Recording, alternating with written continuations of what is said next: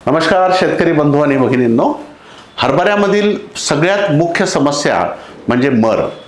ही मर रोग जो आहे, जमिनीतून पसरणारी बुरशी, जसं फ्युजारियम आहे, wet root rot, dry root rot, collar rot, या अनेक प्रकारच्या बुरशीमुळे झाडं पिवळे पडतात, मरतात आणि ही सर्वात मोठी समस्या आहे। याला प्रतिबंधात्मक उपाय म्हणजे खोल नांगरणी करणे, चांगलं बियाणं वापरणे, बीज प्रक्रिया ट्रायकोडर्माची करणे आणि ट्रायकोडर्मा शेतात वापरणे, असे अनेक प्रतिबंधात्मक उपाय आहेत।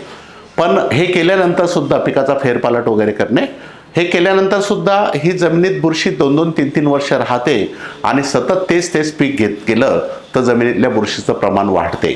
प्रतिबंधात्मक उपाय केल्यानंतर सुद्धा जर झाडं पिवळे पडणे आणि मर रोग सुरू झाला तर त्यासाठी आपल्याला उपचारात्मक म्हणजे क्युरेटिव्ह आपल्याला उपाय करावे लागतील आणि उपचारात्मक उपायामध्ये आपल्याला रासायनिक बुरशीनाशकाचा वापर करावा लागेल।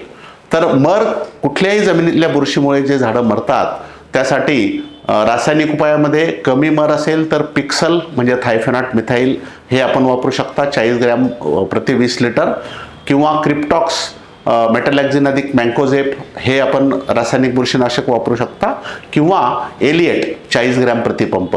म्हणजे तुमचं पिक्सल, क्रिप्टॉक्स किंवा एलिएट पैकी कुठले एक बुरशीनाशक फवारणीत वापरा। धन्यवाद।